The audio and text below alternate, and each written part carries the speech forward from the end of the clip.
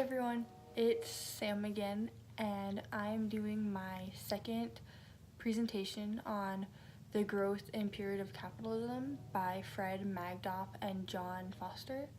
And I tried to look up a little bit of information about them, and the only thing I could find about Magdoff is that he's been a speaker at some socialism events, and that he's written a multitude of other books.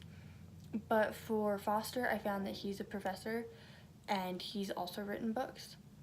And so the article in a whole is about capitalism and how it is affected by growth, and a lot about monopoly and oligopolies within capitalism and how they've affected the competition, and how it's not a purely free market competition anymore, and how that can affect the economy and the environment as well.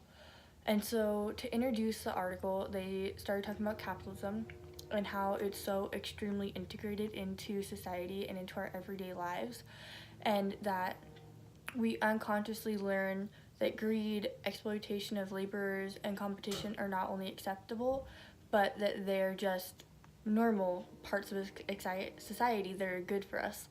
And that capitalism is basically capital owners selling product that's created by workers and then accumulating more capital by selling the products that are made by others. And that capitalism is based on the pursuit of self-interest, and that people will always do what's best for themselves. And another big point that they made in this introduction section of capitalism is that it's constantly growing and expanding, and that capitalism doesn't really work well when it's not expanding. And then they went on to talk about how there are heavy social and environmental costs of capitalism, like the polarization of income and wealth, periodic devastating economic crisis, like when there are random recessions. Well, they aren't random, but when there are recessions and the economy just falls, and that's imperative for capitalism, and there's gonna be recessions, and there's gonna be bad spots in the economy, and the externalities of costs for the environment and for society are very extreme, but they aren't really talked about much.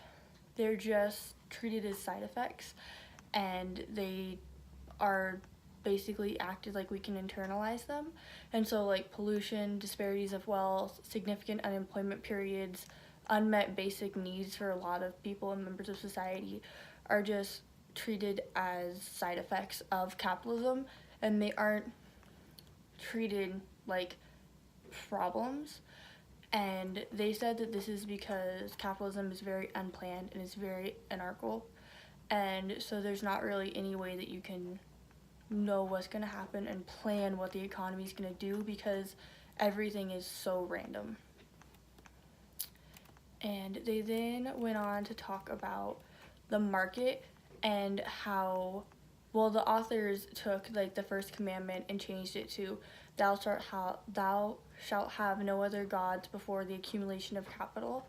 And they said that this is basically the first commandment of capitalism, and that everything that society does within a capitalistic system is to make profit, and the one end goal that everything should have is for profit, and that all sales made in the market just tell firms where to invest their money, how much to produce, who they can buy out to make a bigger profit, and that everything is just centered around a monetary value so that you can accumulate more capital. And they also touched on egoism. I don't think I'm gonna say that right, but how it's untrue that that's what drives the system, which is to be maximally efficient and fair. And this is where they went in to talk more about those consequences and externalities I already covered. And then another section that seemed really important to me was when the authors mentioned Gus Speth and talked about what he was mentioning, which was how there's always a never-ending drive that can undermine the community and the environment with capitalism to just produce more and more and more and just keep consumption growing and growing. And rather than deal with issues that might be happening, we just keep producing and create more industries to make our economy grow. And that even though the output and consumption per person has risen, there's been no increase in life satisfaction, and the increase in depression and mental health issues, especially in bigger societies like the US, have dramatically increased, even though our satisfaction should increase because we have more consumption and greater output. And that this capital formation, in order for it to work and to generate profits, it has to be exponential or compounded growth. And so that there has to be, rather than there being a commodity, money, and then you use money to exchange it for a new commodity, money is just basically used to grow more money and more capital. And rather than money being used to get goods, goods are being used to get money.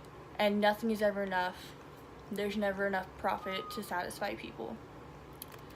And so when you think this way, and with this capitalist system, it puts the environment into a place where it only exists to be used as kind of a side product to help grow the economy and to help expansions. And if businesses are gonna work within the system, they either have to grow or they're just gonna die off. Because if they don't keep growing and getting more capital, then they aren't gonna expand and they won't make it within the industry, because in order to make it, you have to keep growing. And that's why a lot of companies will start off small, but they grow in order to stay within the market and to stay relevant. And they either allow themselves to be sold to a larger company or they buy out other competitors. And two examples of this that Foster and Magdoff talked about were Ben & Jerry's ice cream, who were sold to Unilever and now have expanded into a giant business, and also Whole Foods, who started off in, I think it was Austin, Texas, and then just started buying off other smaller markets and other smaller like Whole Food stores, and just expanded their business by buying out all their competitors. And this creates what Joseph Schumpeter called a coercive behavior, because it makes the competition only be from a few number of firms who control large parts of their own markets. And so it's almost monopoly control, and it's a few oligopoly firms who control 50% or more of the market. And that's when the competition is replaced with coercive behavior, where price competition is almost eradicated and prices are only raised if the largest firm in the market raises their prices and everybody else will follow. And prices don't really get lowered either in order to compete with other firms. That only works with like big corporations like Walmart, Costco, Southwest Airlines, who are already in control of their market. And after a firm is in control of their own market, they basically just stop cutting prices in order to bring in consumption because they've bought out all their competitors. And then they went on to talk about how monopolistic competition has led to high rates of consumption, which are linked to our increasingly wasteful lifestyles, which for me, it makes me think of how a lot of people use like fast food and plastic water bottles and plastic soda bottles because it's convenient and it's easy and it's fast, and we just consume more and more of these very easily replaceable goods, and we could be staying at home and using non-plastic containers and using reusable cups, but instead we do things that are fast and easy. And this has changed how people consume, like in general as a society.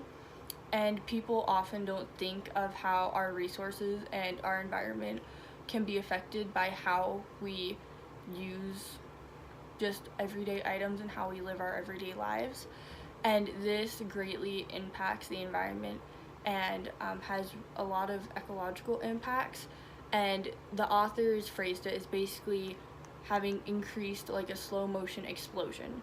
And so all of our small issues have just kind of gotten really, really big, and they're going to implode on us eventually. And then the next big section was about advertising and marketing. And this part really interested me because I'm currently taking a rhetoric class as well. And so we're learning about how to use rhetoric and ads and to persuade people on how to use things. And so this is kind of on the opposite about how bad advertisements are and how much they affect us. And so consumption can be connected to social status, and that's one of the main things that has driven consumption to increase so greatly, especially in like the past 10 years. I would say with social media, iPhones, Samsung, brands all over all different kinds of platforms. And when you see very, very popular or celebrity people endorsing certain brands, it drives people to go out and also buy that brand because their favorite person is supporting them. And this stimulation of consumption is seen everywhere. It's in newspapers, magazines, freestanding ads, billboards, just posted on walls, on flyers, and nowadays it's all over social media with the connections with Facebook and Google searches and Instagram. You can go on to one app, I'll go on a makeup app and I'll look up something, and then I'll go on and I'll be scrolling through Facebook, and the thing that I looked up pops up in my Facebook as an ad with the opportunity for me to buy it. And so everything is kind of connected, where if you mention something, it then pops up in another platform for it to be readily available to be bought. And this has increased consumption tremendously. And then they also talked about how different brands will use similar advertisements to try and sell their product, even if it'll be very similar. They used razors for an example, and people will buy one versus the other, and they try to use ads to sway people one way or another. And they also mentioned the green movement, which I think has become even more popular lately, because Nickelodeon has I think it's every summer they do the Worldwide Day of Play, where everybody's supposed to shut off their TVs and stuff and go outside and do activities. And in TV shows they mention how something will be promoted as a green product, and it will persuade people to go through and buy a reusable water bottle instead of using plastic bottles, or reusable straws instead of using plastic straws. And then they went in to talk about money and how over in 2005, 9% of the GDP was spent on marketing, and about $1 trillion, and only $536 billion was spent on elementary and secondary education. And I think that I had no idea that there's that drastic of a difference between money spent on promoting consumption versus money spent on education. And I don't know how that's okay, but that startled me. And then they went and talked about the growth problem with mature capitalist economies, and how once an economy is already very full and very large, like the US, it's a lot harder to grow than if you're a smaller country, like a third world country that's just starting to grow. And so that makes the economy grow at a much slower rate, and this can affect jobs, wages, spending, production, a number of different things. And this also hinders investment, which leaves a big gap in production. And then the last main thing that they talked about was zero growth, which is how if all profits would go towards the producer's consumption or wages, and then all these wages would be used to buy goods and services, and this would keep the economy at a steady, no growth or a stationary state, and there would be no growth and no capital accumulation. But this violates basic motives of capitalism, and so I'm not sure how this could be used within somewhere like the US, because if a capitalist society has to change that much, I don't think that it would allow society still be capitalist. And so we'd have to change our complete system, which I don't think would work. And so how do you guys think that we could incorporate something like that into America and keep it a capitalist society? Or do you think that we could? Or is our system going to have to completely change in order to eradicate some of these issues, like the environmental problems that happens when we go into a recession and the environment does better, or our environmental impacts are less because there are less vehicles being driven, less things being consumed. But in order to get out of a recession, a lot of the times government will take protections off and relax the environmental agencies' laws so that they can stimulate production and make production easier, and the carbon inputs can be larger. So how do you guys think that we could implement some of their zero growth ideas into a very large economy like the US and be successful? And I just realized this is very long because I found this article very interesting, and so I hope you guys have some feedback for me, and thank you for listening to me for so long.